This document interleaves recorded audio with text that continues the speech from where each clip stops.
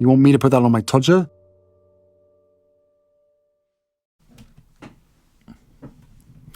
This one's wife. Colombia. Harry meets the locals. Hello, I'm H.G. Tudor. This one's wife and Harry have gone to Colombia. It's another faux royal tour. Remember, the reason that this has been done is because with everything that this one's wife does when it comes to another human being, or human beings, it's driven by her narcissism. Many people might wonder, why have they gone to Colombia? The fact is, her narcissism has deemed that it is an appropriate thing to do because it will enable her to assert control over a wide range of people. For instance, the people that she meets when she's there and the people that read and watch about the trip also. It will allow her to access lots of fuel, tertiary sources that are there clapping, applauding whatever nonsense she's spouting. The people smiling at them, the people welcoming them, the people asking about them, the people perhaps providing them with gifts. All of this provides her with fuel and makes her feel validated.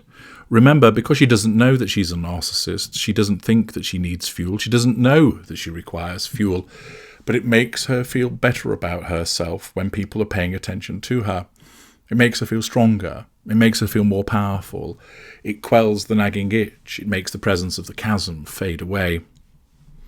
There's the opportunity, of course, to acquire additional character traits.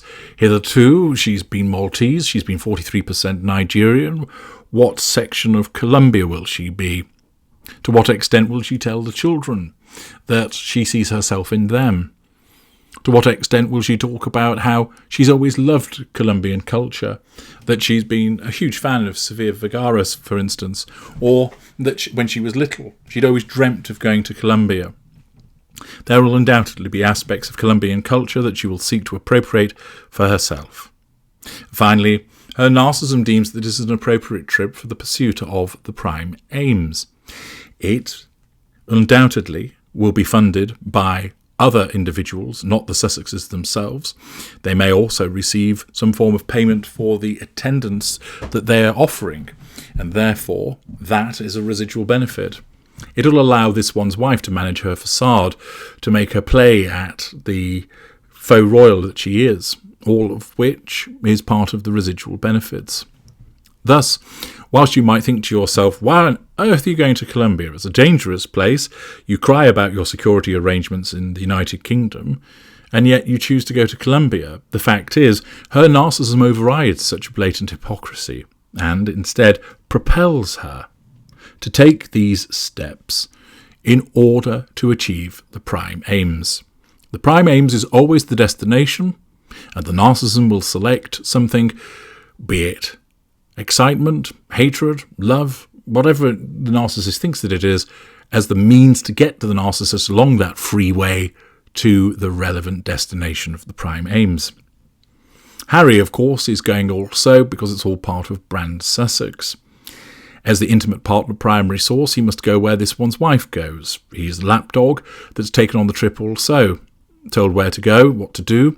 Undoubtedly, we'll probably see lots of her controlling him physically, pushing him here, prodding him there, directing him to go somewhere else. We'll see if she takes a bouquet of flowers out of his hands. We'll see if she steps in front of him. We'll see if she elbows him out of the way of a picture. I'm sure there'll be plenty to analyse in due course. But we also have some early insight in relation to the trip as a consequence of the fact that Harry, having already arrived, has availed himself of meeting some of the locals. Here's Harry himself. Oh, yeah, hi everyone, Harry here. So, damn exciting. Yeah, in Colombia, yeah, gangs, kidnapping, still. Far more safer than Blighty. Gosh, riots.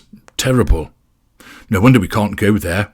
It's almost as bad as Megzy getting booed at the service of booing. Anyway, digress, don't I? So here we are in Colombia, and I'm pleased to say that Megzy has popped off to the We Are Beige superstore. Yeah, said she needed to get some new beige outfits, looking at something in biscuit or camel, apparently.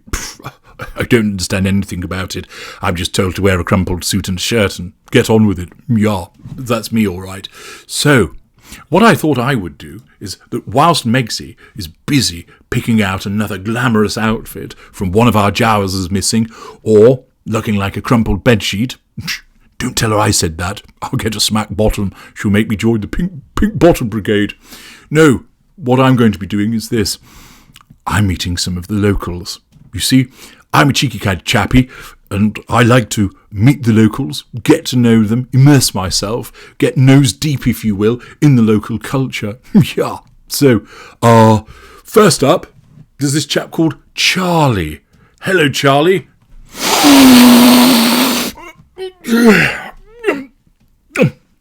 I have to say, that's a cheeky bit of Charlie there. Same name as my dad, you know. He's called Charles. Yeah, sometimes I used to shout, "Where's the Charles?" And he would go, "I'm here, boy." And I would think, "No, not that Charles." But he never got the joke. So anyway, nice to meet you, Charlie. I have to say, that's given me a nice warm feeling to have met you. Yeah, I thoroughly approve of meeting you. And I'm sure we'll be meeting again a lot more in the future. Now, who's this? Pearl. Okay, Pearl.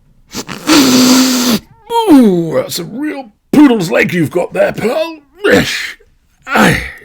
Yeah, so did I ever tell you about the time when I shot all of those people when I was in the army? Yeah, killed 310 of them in the time of the Taliban.